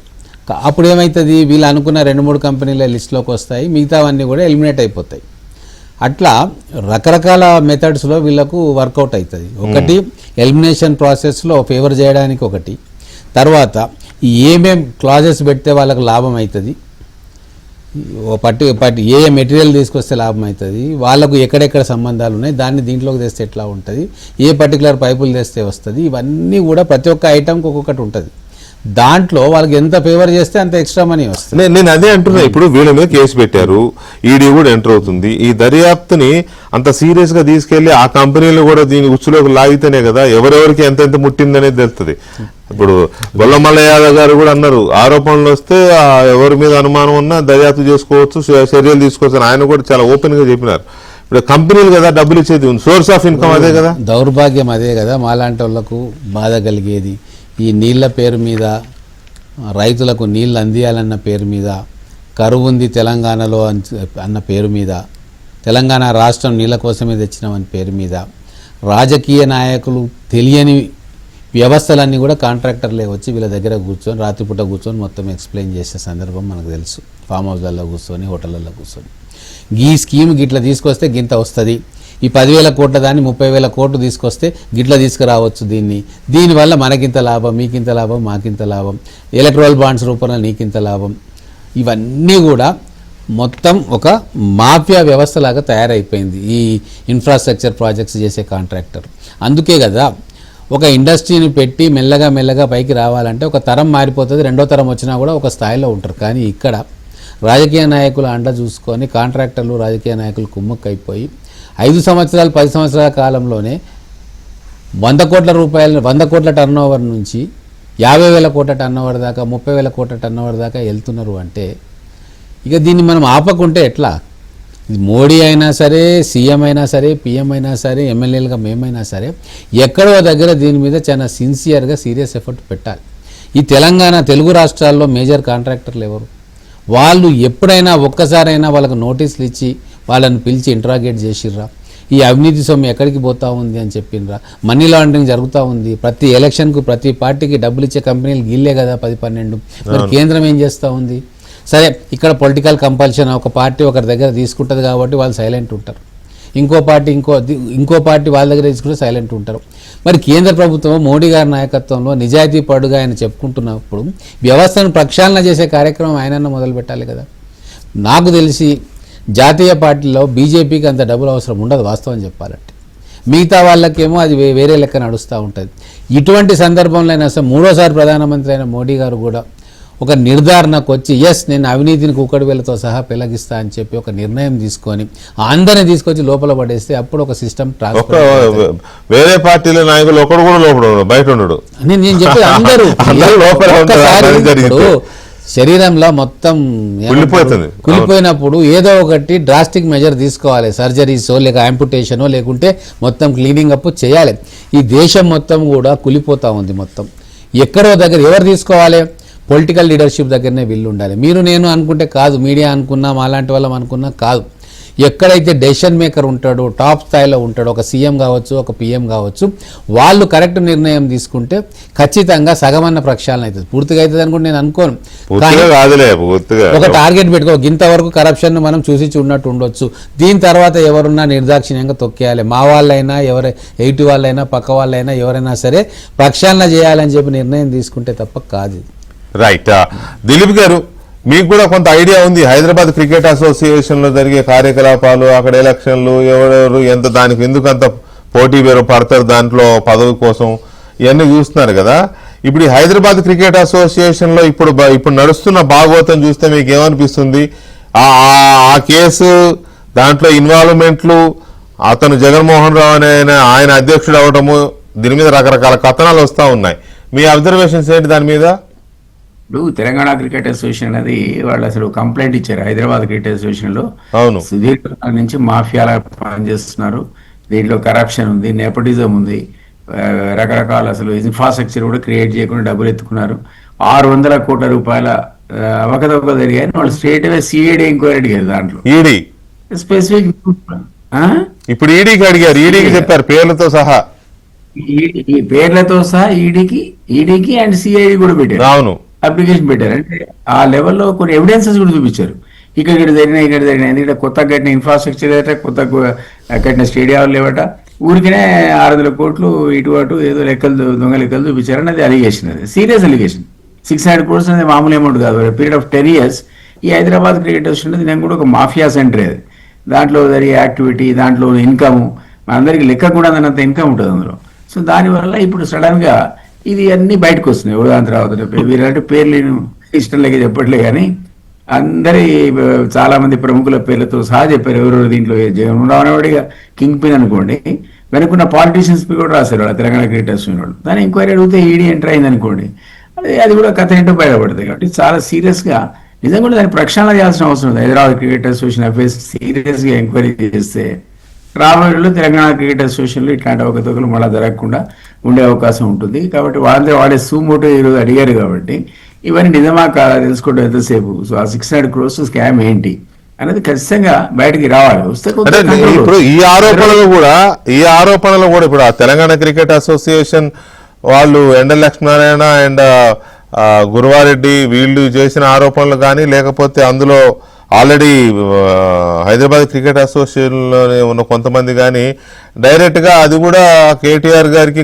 కవిత గారికి సంబంధం ఉంది, వాళ్ళే చేయించారనే ఆరోపణలు చేస్తా ఉన్నారు ఓపెన్ గానే. ఈడీకి ఇచ్చిన కంప్లైంట్ లో కూడా వాళ్ళ పేర్లు పెట్టే ఇచ్చారనేది బయటకు వస్తున్న వార్త. సో ఇది కూడా అదే ఫ్యామిలీ వైపు వెళ్తోంది అనేది. మళ్ళీ అది అటైపోతుంది. నేను ఆ పేర్లు ఇష్టం లేక అనలేదు, కానీ ఓపెన్ గా రాశారు. మనకి ఇష్టాలు కాదు, అక్కడ ఓపెన్ లెటర్లు రాశారు వీళ్ళకి సంబంధాలు. అవును. సో వాళ్ళ ఇన్ఫ్లుయెన్స్ అవకతవకలు ఉంది, మనకు బయటపడతాయి. అవి ఉందా ఎంక్వైరీ చేస్తే ఇప్పుడు చాలా ఉన్నాయి కదా. ఇప్పుడు 10 ఎంక్వైరీలు నడుస్తున్నాయి వీళ్ళందరి మీద. మనం మొదటి నుంచి మొత్తుకుంటే అదే కదా, ఒక్కొక్క 1,00,000 కోట్లకు తక్కువ లేవని ఒక్క ఫ్యామిలీ దగ్గర. ఇట్లాంటివన్నీ కలిస్తేనే ఆ లెవెల్ కు కరప్షన్, అక్యుములేషన్ ఆఫ్ మనీ అందులో ఉంటుంది. సో దాని తర్వాత స్కామ్లు అన్ని అన్ఫార్చునేట్ ఇవన్నీ కూడా. తెలంగాణ పోరాడి తెచ్చుకున్న తెలంగాణలో మన పారదర్శకత ఉంటుందని, లేకపోతే అడ్మినిస్ట్రేషన్ అది ప్రజలకు దగ్గరగా ఉంటుందని, కరప్షన్కు కాస్త పూర్తిగా పోకపోయినా తక్కువ ఉంటుందని అనుకున్న సందర్భంలో వీళ్ళు మరి తెలంగాణ సోయి లేకుండా లేదా ఉద్యమ ఆకాంక్షలకు దూరంగా పరిపాలించి అన్ని వ్యవస్థలను ఫస్ట్ పట్టించారు. కాబట్టి ఇవన్నీ చూస్తుంటే బాధ అనిపిస్తారు, ఏంటి గొడవ. రైట్. మల్ల యాదవ్ గారు, ఈ హైదరాబాద్ క్రికెట్ అసోసియేషన్ కి సంబంధించిన ఆరోపణలు దర్యాప్తు కూడా అటువైపు మీ వైపే చూపిస్తోంది. మీ వైపు అంటే మీ పార్టీ పెద్దల వైపు, కుటుంబం వైపే చూపిస్తా ఉంది ఈ దర్యాప్తు ఆరోపణలు కూడా. సో ఇది ఇంకొక మేజర్ కేస్. ప్రభుత్వంతో ప్రత్యక్షంగా సంబంధం ఉన్నా లేకపోయినా పరోక్షంగా మామూలుగా ప్రభుత్వం ఉంది కదా అన్న ఉద్దేశంతో 10 సంవత్సరాల కాలంలో భార్యాభర్తల కొట్లాటకు కూడా కేసీఆర్ ప్రభుత్వమే బాధ్యత అంటే ఎట్లా? అక్కడ జరిగితే అక్కడ యాజమాన్యం ఉంది, ఎవ్రీ ఇయర్ మీటింగ్స్ అవుతాయి, ఎప్పటికప్పుడు మామూలుగా ఆడిట్ అవుతుంది. మరి అవన్నీ జరుగుతున్నప్పుడు దాంట్లో వేరు పార్టీ వాళ్ళు కూడా ఉంటారు కదా. ఒక పార్టీకి జగన్మోహన్ కు సంబంధించి నామినేట్ చేస్తే దాంట్లో ఇంకా కమిటీ ఉంటుంది కదా, గవర్నింగ్ కమిటీ ఉంటుంది. కంటిన్యూస్ గా ఎవ్రీ ఇయర్ 1-2 years ఎలక్షన్స్ జరుగుతూ ఉంటాయి. ఆ ఎలక్షన్ ప్రాసెస్ లో వేరు వాళ్ళు కూడా ప్యానల్ నుంచి కాంటాక్ట్ చేసిన వాళ్ళు వస్తారు. వాళ్ళందరూ కూడా ఫింగరింగ్ చేస్తారు కదా. ఈయన టర్మ్ లో జరిగితే దానికి ఏదో ప్రభుత్వం సహకరించే పరిస్థితి ఉండదు కదా. ప్రభుత్వానికి హెచ్సికి సంబంధమే ఉండదు. ఒకవేళ బై డిఫాల్ట్ క్యాస్ట్ అయితే కావచ్చు, బంధుత్వం ఉంటే కూడా ఉండొచ్చు. అంత మాత్రాన ప్రభుత్వానికి ఏం సంబంధం ఉందని చెప్పేసి అందులో వీళ్ళ ఇన్వాల్వ్మెంట్ ఉంటది. గవర్నింగ్ బాడీ ఉంటది, ఎలక్టెడ్ బాడీ ఉంటది, కాన్స్టిట్యూటెడ్ బాడీ ఉంటది. వీళ్ళందరినీ కాదని చెప్పేసి ఒక్క జగన్మోహన్ రావు లేకపోతే చైర్మన్ హోదాలో ఉన్నారు అని చెప్పడానికి అవకాశం లేదు. ఆ జరిగింది ఏదున్నా కానీ ఒకవేళ జరిగితే దానికి ఆధారాలతో సహపెట్టిండ్రు, ఈడీ సిఐడి ఎంటర్ అవుతుంది, డెఫినెట్ గా చర్యలు తీసుకోవచ్చు. అంత మాత్రాన అది ప్రతిదీ ప్రభుత్వానికి సంబంధం లేకపోతే 10 సంవత్సరాలు ఇప్పుడు దర్యాప్తు చేసి తేలితే చర్యలు తీసుకోవచ్చు అని మీరు అన్నది ఇందాక అదే, ఇప్పుడు అదే కరెక్టే, అందులో డౌటే లేదు. అంతవరకు మీరు ఓపెన్ గానే మాట్లాడుతున్నారు, కానీ అన్ని అటే వేలెత్తి చూపిస్తున్నాయి కదా. ఇట్లా ఎందుకు ఇంతగా వీళ్ళు ఇరుక్కుపోయారు? హెచ్సిఏకి ఏం సంబంధం సార్? హెచ్సిఏకి ప్రభుత్వానికి ఏం సంబంధం ఉంటది? వేరు ప్యానెల్ లో కాంటాక్ట్ చేసిన మెంబర్స్ కూడా ఉంటారు కదా అందులో. ఇది ఎలక్షన్ బాడీ కదా, ఎలక్టెడ్ కదా, నామినేటెడ్. ప్రభుత్వం ఏదో కార్పొరేషన్ పదవికి అపాయింట్ చేసినట్టు అపాయింట్ చేసేది కాదు కదా. పర్చేస్తులు ఉంటారు. ఇప్పుడు మామూలుగా ఏదైనా క్లబ్ లో మెంబర్షిప్ ఉంటే పర్చేస్తులు ఉంటారు. మీకు తెలిసిన వాళ్ళు ఒక మాట నేను కాంటాక్ట్ చేస్తున్నా ఓటేమని చెప్పాలని బార్ కౌన్సిల్ లో అడుగుతూ ఉంటారు. ఇప్పుడు ప్రజాప్రతినిధులుగా ఉన్న వాళ్ళు అందరికీ కూడా బంధుత్వాలు, పరిచయాలు, కాన్స్టిట్యూన్సీలో ఉంటారు. కాబట్టి కాంటాక్ట్ చేసిన వాళ్ళు మామూలుగా రకరకాలుగా కొద్దిగా రిఫరెన్స్ తీసుకుంటూ ఉంటారు. అంత మాత్రాన అందులో వేరు కమిటీల్లో వేరు బాడీస్ నుంచి కూడా వచ్చిన వాళ్ళు ఉంటారు. కాబట్టి అవకాశమే ఉండదు. ఒకవేళ అట్లా ఏది వచ్చినా కానీ అనుమానం వచ్చినప్పుడు ఇమీడియట్ గా అప్పుడే రేజ్ చేయొచ్చు. ఇన్ని రోజుల తర్వాత గవర్నమెంట్ మారినాక 10 నెలలకు 15 నెలలకు గుర్తొచ్చి విజ్ఞాపనలు మొదలై, రిప్రజెంటేషన్లు మొదలై, ఎంక్వైరీలు ఎందుకు మొదలవుతున్నాయి? మరి అన్ని రోజులు ఆయన పదవీ కాలంలో ఉన్నప్పుడు ఆయన చేస్తున్న ప్రతి దాని మీద, యాక్టివిటీ మీద కదా. ఒక్క నిమిషం దిలీప్ గారు చెప్పండి. మలయాళకి ఐడియా ఉందో లేదో నాకు తెలియదు, ఎన్ఎం తెలిసి ఉంటది. ఆ జగన్మోహన్ రావు అనేవాడు అసలు వచ్చి అక్కడికి తిష్ట వేయడానికి కారణమే అప్పుడు అధికారంలో ఉన్నటువంటి మీరు చెప్తున్న పేర్ల వాళ్ళు. అదర్వైజ్ అనామకుడు అతన్ని తీసుకొచ్చి స్పాన్సర్ చేసి తద్వారా రకరకాల అవకతవకలు పాల్పడ్డారు. కాబట్టి ఇదంతా జరిగిన అరిష్టాలని మరి వారికి తెలుసో తెలియదు, జగన్మోహన్ రావు మాకు కూడా తెలుసు, అందుకని ఆ మాట అనాల్సి వస్తుంది. ఏదో బంధువు అని కూడా అంటున్నారు ఇప్పుడు చేసిన ఆరోపణల్లో. హెచ్డిఏకి గవర్నమెంట్ అపాయింట్ చేస్తుందా దిలీప్ గారు? లేదు, మీరు అధికారంలో ఉన్నారనుకోండి, మీరు వాడు ఖచ్చితంగా అధికారానికి ఎవరైతే అనుగుణంగా ఉన్నారో అట్లాంటి వాళ్ళే ఎలక్ట్ అవుతారు తప్ప వెనక నుంచి గవర్నమెంట్ ఉందంటే ఇంపాక్ట్ వేరు కదా. మరి ఒక అధ్యక్షుడే కాకుండా హెచ్సిఏ చైర్మనే కాకుండా మిగతా మెంబర్స్ కూడా ఉంటారు కదా, వాళ్ళైతే అబ్జెక్ట్ చేస్తారు కదా ఎప్పుడు జరిగిన యాక్టివిటీ మీద. అప్పటికే ఆర్టింగ్, ఎవరికి వాళ్ళు లెక్కలు, ఇవన్నీ రాసి ఎస్టిమేషన్స్ ఇవన్నీ జరుగుతూ ఉంటాయి కాబట్టి ఆ గవర్నింగ్ బాడీలో మిగతా వాళ్ళు కూడా ఉంటారు, అబ్జెక్షన్స్ చేస్తారు. మరి ఇన్ని రోజుల తర్వాత గవర్నమెంట్ మారిన తర్వాత 15 నెలల తర్వాత ఎందుకు గుర్తొస్తుంది? అదే కదా ఇప్పుడు అక్కడే డౌట్స్ వస్తున్నాయి. సహజంగానే ఎవరు అధికారంలో ఉన్నా కూడా అందుకు సంబంధించిన ఇటువంటి సంస్థలన్నిట్లోనూ వాళ్ళే ఉంటారు. వెరీ కామన్ అది. వాళ్ళ అనుకూలులు లేకపోతే వాళ్ళ అండదండలు ఉన్న వాళ్ళే అవుతూ ఉంటారు సంఘాల్లో కానీ లేకపోతే ఇట్లాంటి అసోసియేషన్స్లో కానీ. అవి పేరుకే అవి స్వతంత్ర ప్రతిపత్తి ఉన్న అసోసియేషన్ పేరుకు మాత్రమే. అధికారులు ఎవరుంటే వాళ్ళ మాట చెల్లుబాటు అవుతుంది, వాళ్ళ వ్యక్తులు అక్కడ అవుతుంటారు. ఇది ఏ పార్టీ ఉన్నా, నేను నాట్ ఓన్లీ బీఆర్ఎస్, కాంగ్రెస్ ఉన్నా అంతే అవుతుంది, ఇంకొకరు ఉన్నా అంతే అవుతుంది. వాళ్ళకు అనుకూలమైన వాళ్ళు పెట్టుకుంటారు. ఈ హైదరాబాద్ క్రికెట్ అసోసియేషన్ సంబంధించి శ్రీనివాస్ రెడ్డి గారు ఇప్పుడు దీంట్లో ఇప్పుడు మనం అందరం ఇక్కడనే ఉన్నాం, మీరు, నేను, దిలీప్ గారు, మల్ల యాదవ్ గారు. ముఖ్యంగా దిలీప్ గారికి నాకు హైదరాబాద్ బేస్డ్గానే ఉంటాం కాబట్టి ఇక్కడ జరిగే వ్యవహారాలు, చిత్ర రాజకీయ విన్యాసాలు మాకు అవగాహన ఉంది. ఇక్కడనే పుట్టినాం, ఇక్కడనే పెరిగినాం. ఇక్కడ ఏమైందంటే గతంలో ఏ గవర్నమెంట్ ఉన్నా, టీడీపీ కావచ్చు, తర్వాత కాంగ్రెస్ 10 సంవత్సరాలు ఉన్నా కూడా వాళ్ళు వ్యవస్థల దిక్కు పోలేదు. వాళ్ళ అడ్మినిస్ట్రేషన్, వాళ్ళ ఎమ్మెల్యేలు, వాళ్ళ గ్రామాల పనులు, స్కీమ్స్ అంతేవరకే ఉన్నారు తప్ప ఫిలిం బాడీని మేము కంట్రోల్ చేసుకోవాలి, క్రికెట్ అసోసియేషన్స్ మేము కంట్రోల్ చేసుకోవాలి, స్పోర్ట్స్ అథారిటీస్ని మేము కంట్రోల్ చేసుకోవాలి, లేదా సింగరేణిలో మా కంట్రోల్ ఉండాలన్న ఆలోచన గతంలో ఎవరు చేయలేదు. కానీ తెలంగాణ ఉద్యమం జరిగిన నేపథ్యంలో ఈ సెక్షన్స్ అందరితోటి కాంట్రాక్ట్ అయిపోయి సింగరేణి బెల్ట్లో పనిచేయడం మూలన ఉద్యమం రావడం, తర్వాత హెచ్సిఏ తెలంగాణకు వ్యతిరేకంగా ఉన్నది, అప్పుడు ఆంధ్ర వాళ్ళు ఇక్కడ డామినేట్ చేస్తూ ఉన్నారని దాని మీద దృష్టి పెట్టడం. సో ఇవన్నీ కూడా క్యాష్ కౌస్గా వీళ్ళకి అనిపించినాయి. అంటే ఇక్కడ విపరీతమైన డబ్బు ఉంది, దీన్ని కూడా మనం కంట్రోల్ చేసుకోవాలి, రాజ్యం నాకు వచ్చేసింది, రాష్ట్రం మాకు మొత్తం మన గ్రిప్లో ఉండాలి, సినిమా ఇండస్ట్రీ మన గ్రిప్లో ఉండాలి, స్పోర్ట్స్ అథారిటీస్ మన గ్రిప్లో ఉండాలి అన్న ఆలోచన కల్వకుంట్ల కుటుంబానికి వచ్చింది. దాంట్లో ఏం అనుమానం లేదు. ఎందుకు అంటే గతంలో ఎవ్వరు కూడా చేయలేదు. అయితే దీంట్లో ఏమవుతుందంటే వచ్చిన పేరు ఏదైతే కవిత గారి పేరు వచ్చిందో, హరీష్ రావు గారికి ఇరిగేషన్ మినిస్ట్రీ వచ్చింది, కేటీఆర్ గారికి ఒక మినిస్ట్రీ వచ్చింది. ఏ మినిస్ట్రీ లేనిది ఎవరికి? కవితమ్మకు. కాబట్టి సింగరేణి బొగ్గు గన్లు నువ్వు తీసుకోవమ్మా, ఇది నువ్వు తీసుకోవమ్మా అని చెప్పి పంపకాలు జరిగి ఉంటాయి. ఆ పంపకాల భాగంగా కవిత గారు హెచ్సిఏ ప్రెసిడెంట్ అవ్వాలని ట్రై చేసింది ఆమె. అందుకే తెలంగాణ క్రికెట్ అసోసియేషన్ అని ఒకరు ఫామ్ చేశారు. కాకపోతే అదే టైంలో ఈ లిక్కర్ స్కామ్లు ఆరోపణలు రావడంతో అప్పుడు కవిత గారి నేచర్ మాకు తెలుసు కాబట్టి మా ముందే కదా ఆమె రాజకీయ మా కళ్ళ ముందే జరిగింది. మేము కూడా కొన్ని సందర్భాల్లో ఆమె బతుకమ్మ ప్రోగ్రామ్స్ పెడతా అంటే మా జిల్లాలో తీసుకొచ్చి పెట్టినాం. ఎందుకంటే ఉద్యమంలో ఉన్నాం కాబట్టి ఇది కూడా ఉద్యమ భావవ్యాప్తికి అందరూ ఒక చేయాలి, ఎవరైతే ఏముందన్న దాంతో అందరం కూడా సపోర్ట్ చేసినాం. దిలీప్ గారు, మేము అందరం చేసినాం. అయితే ఇక్కడ ఏమవుతుంది అంటే ఎక్కడెక్కడైతే మనకు డబ్బు సంపాదించే స్కోప్ ఉందో, లేదా ఇన్ఫ్లుయెన్స్ మనకు వస్తుందో, లేకుంటే కొన్ని వేల మందిని మనం ఇన్ఫ్లుయెన్స్ చేయగలుగుతాము, పవర్ పెరుగుతుంది, అథారిటీ పెరుగుతుంది, గ్లామర్ పెరుగుతుంది అన్న ప్రతి ఫీల్డ్ను కబ్జా చేసే ప్రయత్నం కల్వకుంట్ల కుటుంబం చేసింది. సరే, ఈరోజు జగన్మోహన్ రావు గారు వాళ్ళ చేతిలో పావు అయిపోయిండు. వారు కూడా పాపం కలిసి పనిచేసినాం టీఆర్ఎస్లో. సానుభూతి ఉంటుంది, తప్పు చేస్తే శిక్ష పడుతుంది కోర్టులో, అంటే ఉన్నమాట చెప్తా ఉన్నా. కానీ తను కూడా ఒక పావు. జగన్మోహన్ రావు గారికి ఎందుకు అనిపిస్తుంది నేను ఎస్సీఏ ప్రెసిడెంట్ కావాలి అని ఎందుకు అనిపిస్తుంది? యువతలు ఎవరో ప్రొవోక్ చేసి నేనున్నా మీ వెనక అని చెప్పి వర్కౌట్ చేస్తే కదా అక్కడ పోయి ఆ సీటు మీద కూర్చుంటారు. హెచ్సిఏ లాంటి ఒక 70-80 సంవత్సరాల చరిత్ర ఉన్న సంస్థకు టక్కున క్రికెట్ ఆడని వ్యక్తి, బ్యాట్ పట్టని వ్యక్తి టక్కున పోయి హెచ్సిఏ ప్రెసిడెంట్ ఎట్లా అవుతారండి? అప్పుడు అక్కడున్న రూలింగ్ ఎస్టాబ్లిష్మెంట్ ఫుల్ సపోర్ట్ చేసి వెనకంగా ఫోన్లు చేసి లేదా క్లబ్ వాళ్ళను బెదిరించి మీరు ఓటు ఇక్కడ ఎలక్షన్లో గెలిచి ఉండొచ్చు, కానీ మీరు ఇక్కడ ఓటు వేయాలని చెప్తేనే కదా అయ్యి ఉంటుంది. ఈరోజు ఎందుకు పెట్టుకున్నారు పాపం?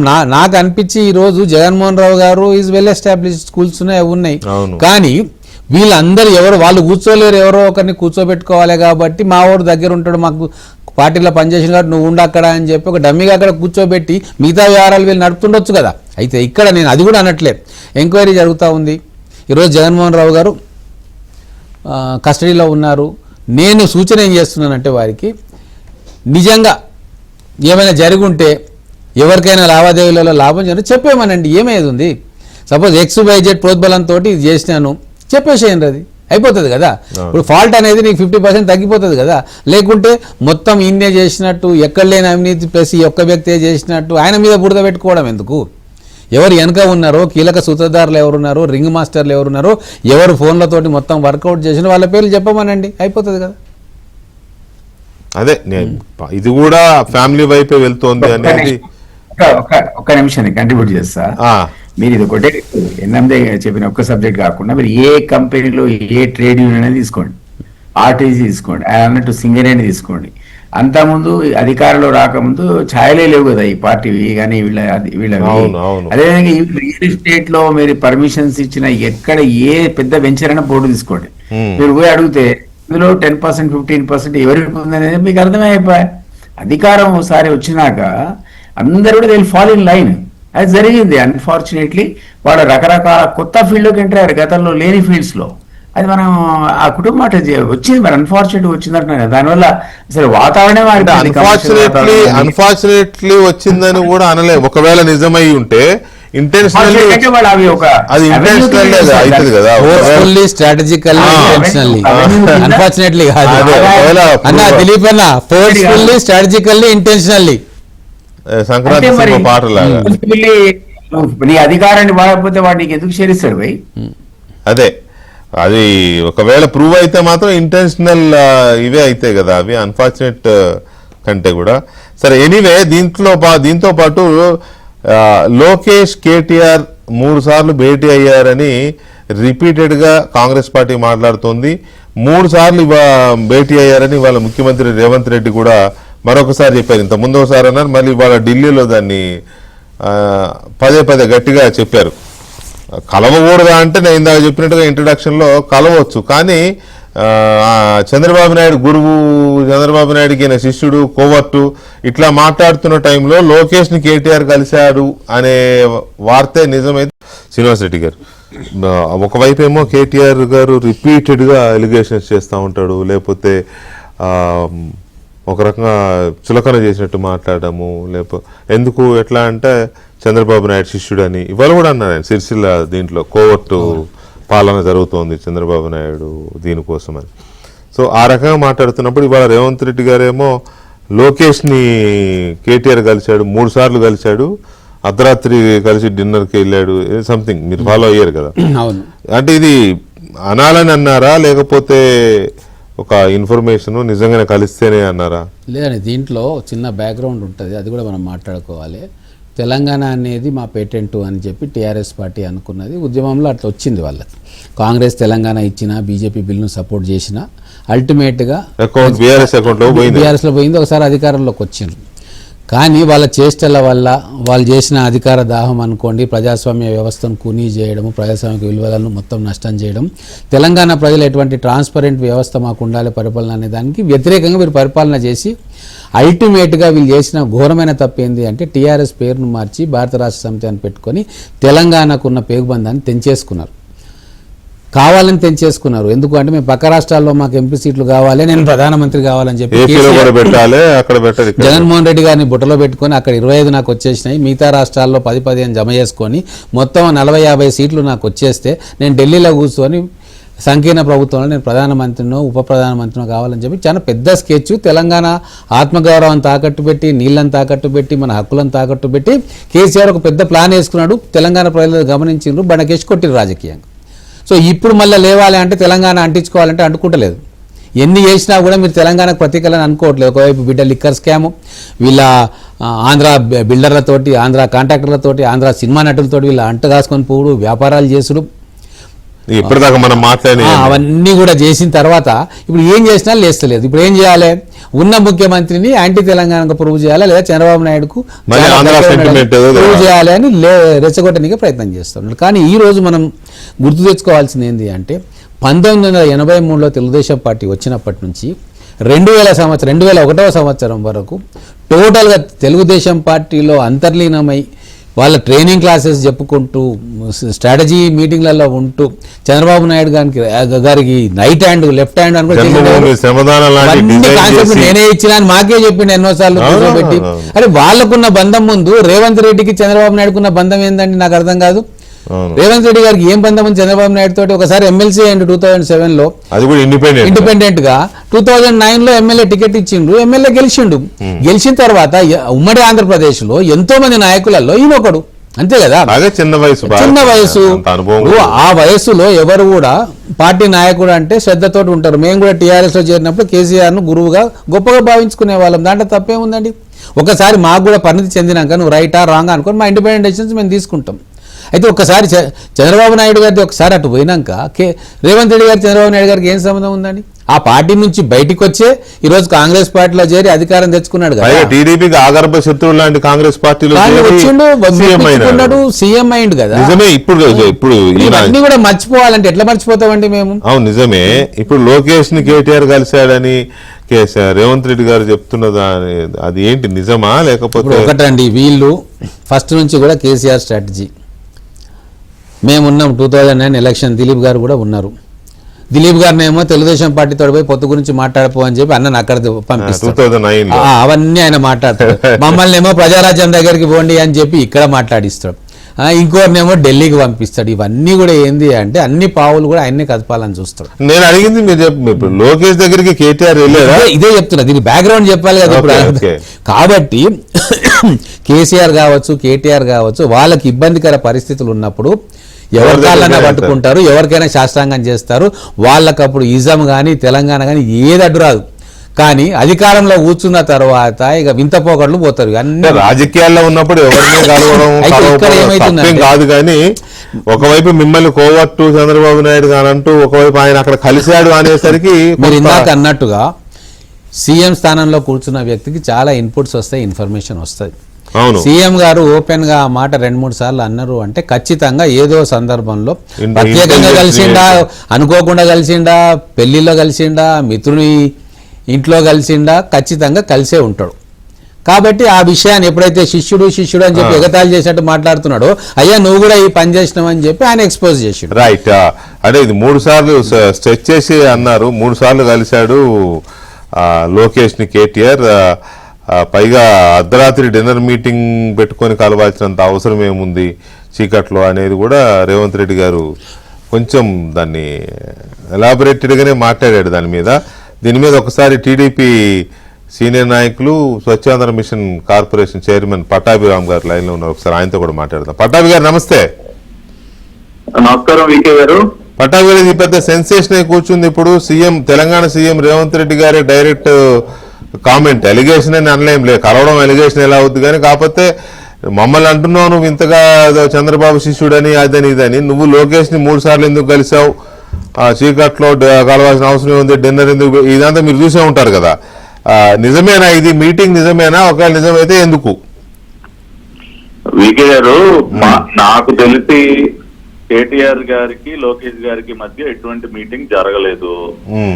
అయినా అసలు ఇంకొక విషయం ఏంటంటే, రేవంత్ రెడ్డి గారు ఏం చెప్తున్నారు, కేటీఆర్ గారు లోకేష్ గారిని కలిసింది దేనికే అంటే, రేపు జూబ్లీ హిల్స్ ఉప ఎన్నికలో గోపీనాథ్ గారి ఫ్యామిలీ నుంచి ఎవరికన్నా మేము టికెట్ ఇస్తాము, మీరు మద్దతు తెలియజేయాలి, మీరు ఆ రకంగా మద్దతు తెలియజేస్తేనే నేను వారికి కుటుంబంలో ఒకరికి మేము ఇస్తాం అవకాశాన్ని తిరగడానికి వెళ్ళినట్టు ఇదంతా కూడా చెప్తాం.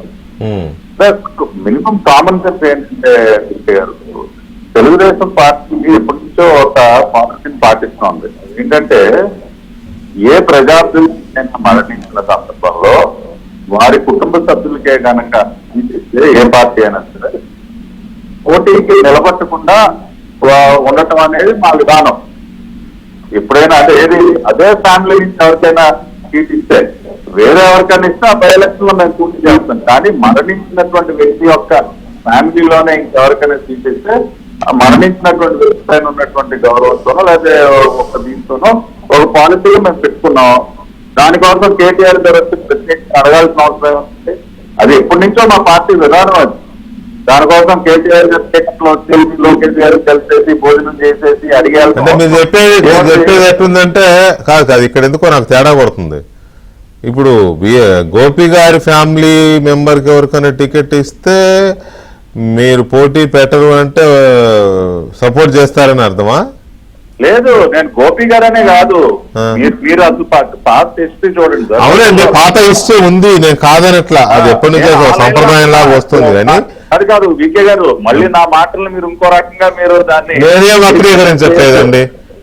లేదు, నేనేం చెప్తున్నానంటే స్పష్టంగా తెలుగుదేశం పార్టీ యొక్క విధానం ఏంటంటే ఎవరైనా ప్రజాప్రతినిధి మరణించినటువంటి సందర్భంలో వారి యొక్క కుటుంబ సభ్యులకే ఎవరికైనా వారి భార్యకో కుమారుడికో లేదా అర్థమైంది. అది కామన్ గా ఏంటంటే అది చాలా సార్లు డీవియేషన్ జరిగిందిలేండి. అది చాలా సందర్భాల్లో అట్లా చనిపోయినా కూడా ఇవ్వలేదు. అది కేవలం ఏంటంటే నక్సలైట్లు చంపేసినప్పుడు ఆ సంప్రదాయం మొదలైంది. ఆ తర్వాత ఇట్లాంటివి జరిగితే ఇవ్వాలనుకున్నారు. కానీ ఇటువంటివి చాలా మిస్లీడ్ కాదు, డైవర్ట్ అయ్యి ఎలక్షన్లు కూడా జరిగినాయి. ఇప్పుడు కూడా ఎవరికి వాళ్ళు కాంగ్రెస్ బీజేపీ అభ్యర్థుల్ని ఎత్తుక్కుంటున్నారు వాళ్ళు, అదంతా నడుస్తోంది. అయితే కేటీఆర్ గారు కలిసింది నిజమే అనమాట. అయితే ఇప్పుడు మీరు చెప్పిన దాని ప్రకారం లేదు, నేను ముందే చెప్పా, కేటీఆర్ గారికి లోకేష్ గారికి మధ్య ఎటువంటి మీటింగ్ జరగలేదు. ఇది పూర్తి అవాస్తవం. నేను జనరల్ గా నేను చెప్పింది ఏంటంటే ఇటువంటి సందర్భాల్లో మామూలుగా పోటీకి నిలబెట్టి మా పార్టీ అది ఏ పార్టీ అయినా కూడా అది పాటిస్తారు. ఎవరన్నా పాపం మరణించినటువంటి ఎవరు పాటించలేదు. చాలా ఏ పార్టీ తెలుగుదేశం పార్టీ సంప్రదాయం పెట్టుకుంది. అది కూడా నాకు గుర్తున్నంత వరకు నక్సలైట్లు చంపేసిన వాళ్ళకి దాన్ని స్టార్ట్ చేశారు. 1-2 ఇవి జరిగాయిలేండి. ఎనీవే, సో మీటింగ్ జరిగినట్టు మీకు తెలియదు? లేదు, అటువంటిది ఏం జరగలేదు, ఆ సమాచారం ఏం లేదు. ఓకే, థ్యాంక్ యూ పట్టాభి గారు. రైట్. మల్ల యాదవ్ గారు, రేవంత్ రెడ్డి గారి కామెంట్స్ మీద మీ స్పందన ఏంటి? అవకాశమే లేదండి. గోపీనాథ్ గారు మరణించినప్పుడు పాత వారికి సన్నిహితుడిగా ఆ పార్టీలో పనిచేసిన వ్యక్తిగా లోకేష్ గారు కూడా వచ్చారు. అక్కడ మామూలుగా తారసపడ్డారు. అది బహిరంగంగానే ప్రైవేట్ ఫంక్షన్లలో ఆ రోజు కేసీఆర్ గారు కూడా ఉన్నారు. అక్కడ కేసీఆర్ గారు కూడా వచ్చారు.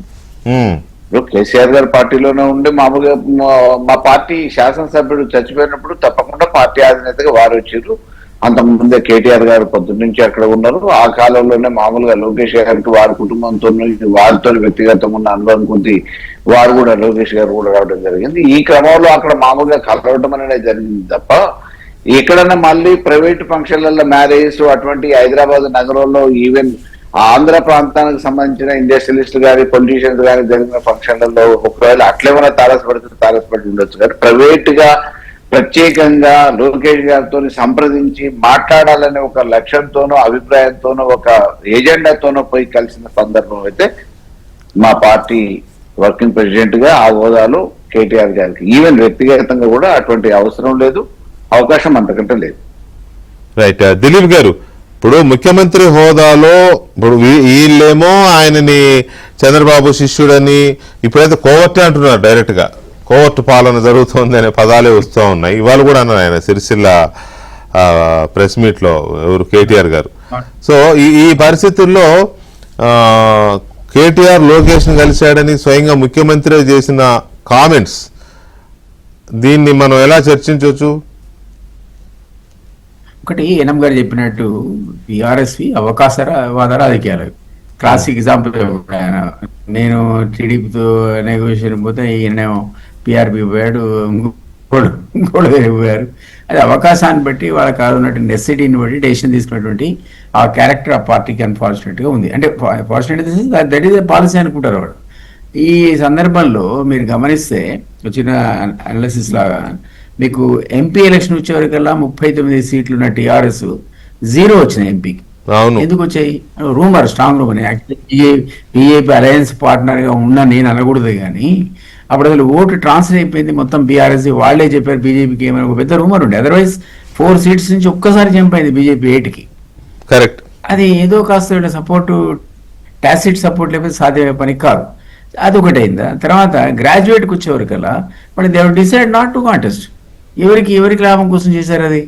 అక్కడ కూడా క్లియర్గా ఉంటుంది. నేను యాక్చువల్లీ వాళ్ళ అలయన్స్లో ఉన్నా, ఆ మాట వినకూడదు, కానీ అది కూడా కనపడుతుంది మనకు. అంటే ఈ రోజు ఉన్నటువంటి కేసులనండి మరొకటనండి ఉక్కిరి బిక్కిరి చేస్తున్న సందర్భంలో రాష్ట్రంలోనే ఇంత సమస్యల్లో ఉన్న వాళ్ళు రేపొద్దున మీరన్న ఈడీలు సిబిఐలు కూడా వస్తే ఎంత ఇబ్బంది పడతారో ఆలోచించండి. కాబట్టి ఈరోజు వాళ్ళకున్న నెసెసిటీ ఏంటంటే ఏదో రకంగా బీజేపీతో కాంప్రమైజ్ అయ్యే పరిస్థితిలో ఉన్నారు తప్ప, అప్పుడు ఆ కాంటెస్ట్లో ఆ బ్యాక్ డ్రాప్తో కనుక మీరు ఆలోచించినట్టయితే ఇట్లాంటివి జరుగుతాయి.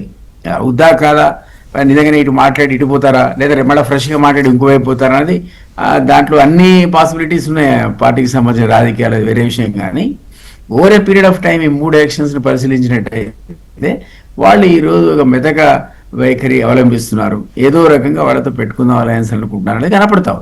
అందువల్ల నాకు అనిపిస్తుంది ఏదైనా వాళ్ళ పాలసీలో మార్పు ఉందేమో, దృక్పథంలో మార్పే ఉందేమో. కాబట్టి అవకాశం ఉంటే ఈ యాంగిల్ కూడా వాళ్ళు ఎక్స్ప్లోర్ చేద్దాం అనుకుంటున్నారేమో అనిపించింది నాకు.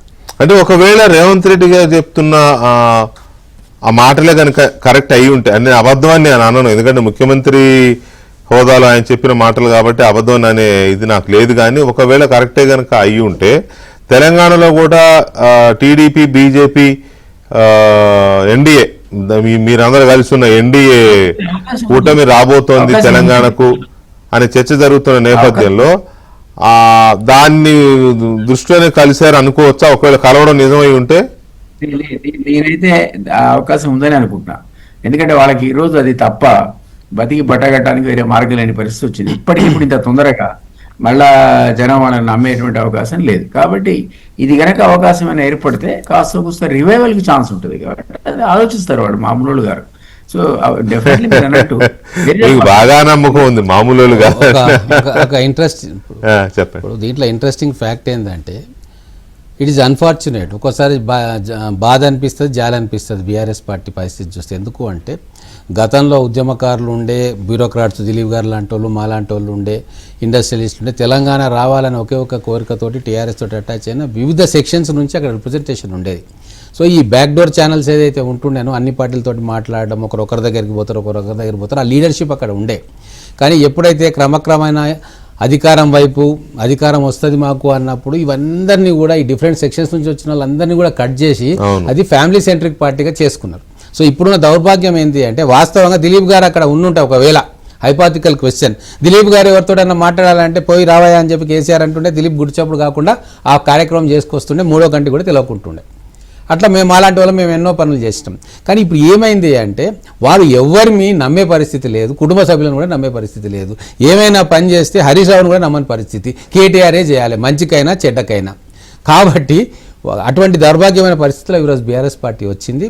ఖచ్చితంగా దిలీప్ గారు అన్నట్టుగా రేపు విధిలేని పరిస్థితి వాళ్ళకి తెలుస్తుంది. 0 ఎంపీ సీట్లు 0 వచ్చినాయి అంటే భారత రాష్ట్ర సమితి పెట్టి నేను దేశాన్ని వెళ్తా అన్న వ్యక్తిని 0 సీట్లకు తీసుకొచ్చిండ్రు అనగానే వాళ్ళ కేసీఆర్ గారికి అయితే స్పష్టంగా సీన్ అర్థమైపోతుంది. భవిష్యత్తులో మనం బతకాలంటే, కాంగ్రెస్ పార్టీని ఎదుర్కోవాలంటే, తెలంగాణలో ఉన్న పరిస్థితుల్లో నెగ్గుకు రావాలంటే ఖచ్చితంగా ఇంకో నేషనల్ పార్టీ అండ మనకు కావాలి.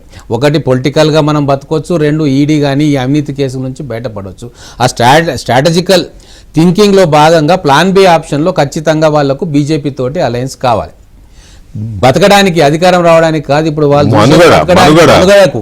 అయితే ఆ బీజేపీ తోటి అలయన్స్ కావాలంటే ఈరోజు బీజేపీలో చాలా స్ట్రాంగ్ లీడర్షిప్ ఉంది. బీజేపీ గతంలో లాగా కాదు, టీఆర్ఎస్ ఎట్టి పరిస్థితుల్లో అలయన్స్ వద్దు అనే ధర్మపురి అరవింద్ లాంటి వాళ్ళు, తర్వాత సంజయ్ లాంటి వాళ్ళు, రఘునందన్ లాంటి వాళ్ళు. ఎందుకు అంటే బీఆర్ఎస్ ను నరనరాన వ్యతిరేకించే శక్తులు ఈ రోజు భారతీయ జనతా పార్టీలో పైచేయి సాధించి ఉన్నాయి. కాబట్టి సాఫ్ట్ చేయడానికి ఏముంటది, ఇప్పుడు చంద్రబాబు నాయుడు గారు మళ్ళీ ఎన్డీఏకి వచ్చిండ్రు కాబట్టి సరే చంద్రబాబు నాయుడు గారి దగ్గర పోవడానికి ఈగో అడ్డమవుతుంది. సరే చంద్రబాబు నాయుడు గారు అబ్బాయి యంగ్స్టర్ కాబట్టి పోయి మాట్లాడవచ్చు, ఏజ్ గ్యాప్ లేదు, ఎక్కువ కూర్చొని ఇంగ్లీష్లో 4 మంచి ఇంగ్లీష్ ముక్కలు మాట్లాడుకోవచ్చు, ఇద్దరు విదేశాల్లో చదువుకున్నారు, ఒక బాండింగ్ ఎస్టాబ్లిష్ చేయొచ్చు, భవిష్యత్తులో అవసరం వస్తుంది. ఈ మాగంటి గోపీనాథ్ గారు ఎన్నిక సందర్భంగా ఒక ఛానల్ ఏర్పాటు చేసుకోవచ్చు ఈ సందర్భంగా చెప్పి ఆలోచన చేసి కలిసి ఉండొచ్చు. పొలిటికల్ నెసిటీ కల్పిస్తుంది, అవును, తప్పేం లేదు దాంట్లో కూడా. సో కల్పిస్తుంది కాబట్టి విషయం తెలుసు కాబట్టి రేవంత్ రెడ్డి గారికి ఇదో పెద్ద విషయం కాదు, ఎవరెవరు కలిసి ఆయనకి వచ్చేదే ఉంది. కానీ మాటికి నన్ను ఆయన శిష్యుడు అని చెప్పి ఆయన క్యారెక్టర్ను అసాసినేట్ చేసి ఏదో తప్పుదారి పట్టించే ప్రయత్నం చేస్తున్నావు కాబట్టి బిడ్డ నువ్వు కూడా కలుస్తున్నావు కదా నాయన అని చెప్పి ఎక్స్పోజ్ చేసి ఉండొచ్చు. తర్వాత ఇంకొకటి డెవలప్మెంట్ ఇవాళ కవిత గారు వాళ్ళ పార్టీ సొంత పార్టీ మీద బీఆర్ఎస్ మీద తిరుగుబాటు లాగానే మాట్లాడింది. మీరు ఫాలో అయ్యి ఉంటారు ఆ కామెంట్స్ అన్నీ కూడా. మాట్లాడటమే కాకుండా ఆర్డినెన్స్ని సమర్థిస్తున్న వ్యతిరేకించి బీఆర్ఎస్ పార్టీ తప్పు చేస్తోంది అని కూడా, ఇది బీసీ రిజర్వేషన్ ఆర్డినెన్స్ని. ఏంటి ఆమె ఏమైనా కాంగ్రెస్ పార్టీ దీంట్లో ఒక దిలీప్ గారు చెప్పిన మాటలు నేను చెప్పిన మాటలకు సింక్ అవుతాయి. ఇప్పుడు బీజేపీ జైల్లో పెట్టింది అని చెప్పి కవితకు బీజేపీ మీద మంట, బీజేపీ తోటి వీళ్ళు లోపాయకారి అండర్స్టాండింగ్ వచ్చిందని చెప్పి కుటుంబ సభ్యులుగా ఆమెకు అర్థమై ఉంటుంది. అరే నన్ను జైలు పెట్టిన పార్టీ గురించి మాట్లాడింది కాబట్టి ఆమెకు ఇప్పుడు బీజేపీ తోటి వీళ్ళు పోతున్న విషయం అర్థమైపోయి నన్ను ఇబ్బంది పెట్టిన పార్టీ తోటి మీరు పోతా ఉన్నారు, నాకు స్థానం లేకుండా చేస్తూ ఉన్నారు, రకరకాల ఇష్యూస్ తోటి ఆమె బయటకు వచ్చింది. కాబట్టి ఇప్పుడు దిలీప్ గారు ఏదైతే అన్నారో, మీరేదైతే అన్నారో, భవిష్యత్తులో ఎన్డీఏ కూటమిలోకి బీఆర్ఎస్ పోతుందా అంటే ఖచ్చితంగా మనుగడ కోసం పోతుందేమో. బీహార్లో చూడలేదా ఎన్నిసార్లు, రాజకీయాల్లో అంతకంటే గొప్ప ఇక్కడ ఉన్నోళ్ళు. మన ఆర్ఎల్డీ పార్టీనే ఇప్పుడు దిలీప్ గారి పార్టీనే ఒకసారి ఎన్డీఏలో ఉంది, ఒకసారి యూపీఏలో ఉంది, మళ్ళీ ఎన్డీఏకి వచ్చింది, ఎన్డీఏ బయటకు వచ్చింది. కాబట్టి ఇవన్నీ కూడా అంటే నేను అడిగింది క్వశ్చన్ కవిత గారు కాంగ్రెస్ వైపు ఒకటండి, కవిత గారు కాంగ్రెస్ వైపు చూడడంలో ఆశ్చర్యం లేదు, ఎందుకంటే బీజేపీలో ఎంట్రీ లేదు, బీజేపీలో కానీ కాంగ్రెస్ లో ఒక సెక్షన్ చాలా తీవ్రంగా కవిత గారు రావద్దు అని చెప్పి చాలా గట్టిగా ఉన్నారు. అంటే చర్చ జరుగుతోంది, ఒక సెక్షన్ వ్యతిరేకతతో ఉన్నారు అని అంటే చర్చ జరుగుతుంది. ఆమె ప్రపోజల్స్ ఖచ్చితంగా పైన అధిష్టానంలో పెట్టుంటది. ఎప్పుడు ఉంటది అంటే బీజేపీ కావచ్చు, కాంగ్రెస్ కావచ్చు, ఢిల్లీ బేస్డ్ అధిష్టానాలు, జాతీయ పార్టీలు ఎవరైనా మధ్యవర్తులు రేవంత్ రెడ్డి గారి ఒక సెక్షన్ కాదు, మెజారిటీ ఆఫ్ ద సెక్షన్ వద్దంటున్నారు. ఎందుకు వద్దంటున్నారు అంటే కేసీఆర్ తోటి ఎటువంటి సంబంధం ఉన్నా, ఆ కుటుంబ సభ్యులతోటి ఎట్లా అంటగాగినా కూడా తెలంగాణ ప్రజలు మమ్మల్ని క్షమించరు, వాళ్ళకు వ్యతిరేకంగా మాకు మ్యాండేట్ ఇచ్చింది అనేది బలంగా ప్రతి కాంగ్రెస్ కార్యకర్త ఇంక్లూడింగ్ రేవంత్ రెడ్డి గారు నమ్ముతున్నారు. రైట్. దిలీప్ గారు, రేవంత్ మన ఇవాళ కవిత గారి కామెంట్స్ మీరు చూసే ఉంటారు కదా, ఆ పరిస్థితుల్లో కాంగ్రెస్ పార్టీ వైపు ఆమె వెళ్తోంది లేదా చూస్తోంది అని అనుకోవచ్చా? ఇండికేషన్ అయితే ఆమె ఆ రకంగా చూపిస్తుంది. డెఫినెట్లీ అనాలిసిస్ ఎన్ఎం గారు చేసింది కరెక్టే. కాకపోతే ఈ ఆమె మీరు చూడండి, ఇప్పుడు తన పార్టీ పైన క్రిటిసిజం పెట్టకుండా, గతంలో వాళ్ళు అవలంబించిన విధానాలు తప్పని చెప్పకుండా ఆమెకు పొలిటికల్ స్పేస్ లేదు.